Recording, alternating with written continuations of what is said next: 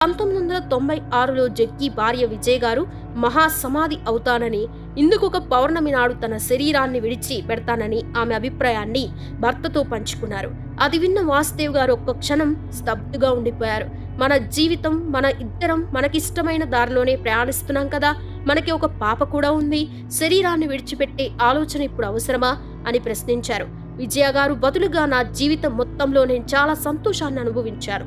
అలానే ఎటువంటి బాధ ఇబ్బంది లేకుండా వచ్చే పౌర్ణమి రోజున నా శరీరాన్ని విడిచి పెడతానని ఆయనకి విన్నవించుకున్నారు. ఆ విధంగా కొన్ని నెలల పాటు ప్రాణాయామం నిరంతరాయంగా సాధన చేస్తూనే ఉన్నారు. చూస్తూ ఉండగానే 9 నెలలు గడిచాయి. పౌర్ణమి రోజు రానే వచ్చింది. విజయ్ కుమారి గారు ధ్యానం చేసే బృందంలో కూర్చున్నారు.